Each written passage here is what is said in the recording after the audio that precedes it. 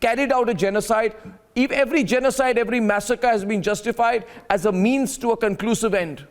I want Dmitry to come in, because I'm getting really worried today, Gabriel, at the way in which both sides are justifying the methods in which nuclear weapons can be used.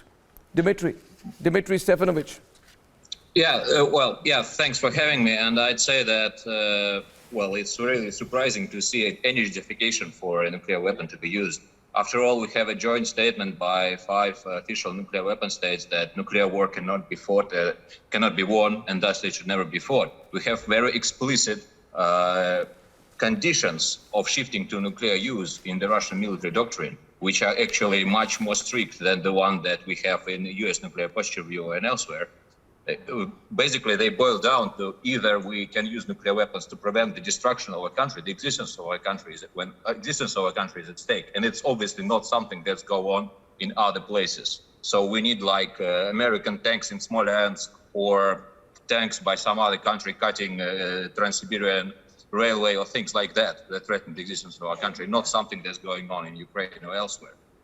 Second case is that we can use nuclear weapons if our nuclear weapon systems are at stake, whether they're striking by conventional weapons, whether there is cyber attack against nuclear command and control. So basically, these conditions boil down to preventing the destruction of our state or preventing the destruction of our nuclear weapons. That's it. So all these stories that somehow Russia might use nuclear weapons. Then why did Dmitry Peskov? Then why did Dmitry Peskov? Russia has. But why did Dmitry Peskov, then Mr. Stefanovich, and the question goes to Charles, why did he very clearly say that if we are threatened existentially, then we can use nuclear weapons? Because then you're also reserving the right to define what constitutes an existential threat to you. You can turn anything into an existential threat. Exactly. I think no, it is impossible to turn anything into existential threat. There is very clear things that threaten the existence of our state, and that Mr. Stefanovich, can I counter you with one? Can I counter you? Can I just throw a series of questions at you, if you don't mind? And then, sorry, sure. Charles, I'm just coming to you. I just want to counter that a little bit. I want to ask you, if Putin is unable to redraw the boundaries, right? Putin launched a war against a smaller nation. He called it a special military operation. Okay? He said Ukraine and Russia are one nation. If he's unable to bring them together as one nation, will that be an existential threat to Russia? No, it will not. Okay, Moreover, second question. I'd say that okay, so fine. My second question. Russia still has enough conventional firepower to increase its destruction. That's your belief. But I'm saying, suppose Putin loses the war in Ukraine. Is that an existential threat? I think there are no credible scenarios with Russia losing the war. No, I'm saying suppose. No. You see, what the thing is, what happens is... There is so much firepower that can be brought to the ground. I'm sure you're sure about the firepower, but the fact is, suppose Putin does not achieve his military objectives, then does that constitute an existential threat? It will be for him politically.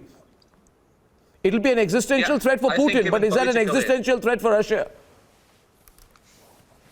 Well, the documents and the statements speak about existential threat to the state, not the leadership of the state. Correct. So that's the point. But we don't know. Putin is the state, isn't he?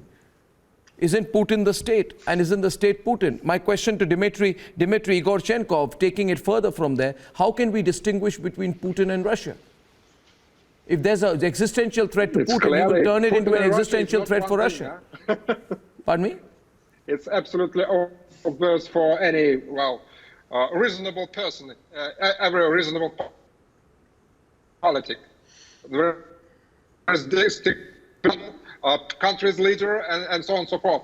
Else we have something calling mass media hysteria about Russia, about Putin, about Russian weapons of mass destruction, possible use of weapons of mass destruction in Ukraine. It's just, mass media hysteria, nothing more.